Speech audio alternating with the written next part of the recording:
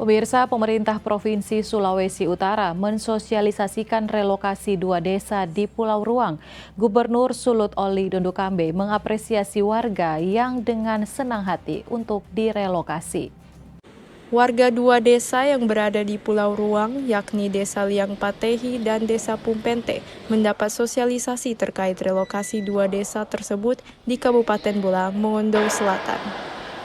Gubernur Sulawesi Utara, Oli Dondokambe, mengaku warga setelah setuju dan senang dengan relokasi desa mereka yang dinilai sangat strategis dan mirip dengan tanah mereka di Pulau Ruang.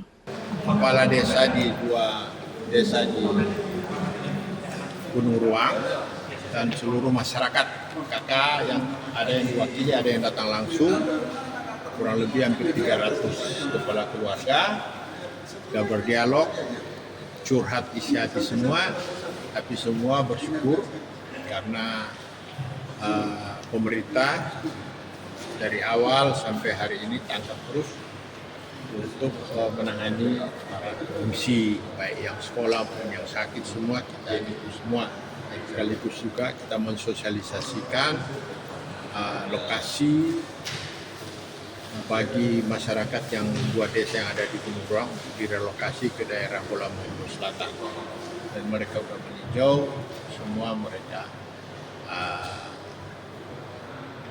suka dengan tempat yang kita alokasikan. Yang kedua juga kita mendata seluruh penduduk situ yang sekarang mengungsi, pemerintah menyalurkan mereka yang profesinya nelayan, kita salurkan ke tempat-tempat yang untuk mereka bisa bekerja. Itu juga yang tukang kita salurkan. Jadi mereka hidup seperti biasa, tidak mengungsi, full mengungsi, tapi mereka bekerja. Habis itu mereka berkumpul lagi dengan keluarga masing-masing yang tinggal secara mandiri maupun yang di lokasi pengungsian. Sementara itu, pihak Pemprov Sulawesi Utara juga memberikan bantuan uang tunai bagi 301 kepala keluarga selama 5 bulan pengerjaan relokasi di Kabupaten Bolang, Mongondo Selatan.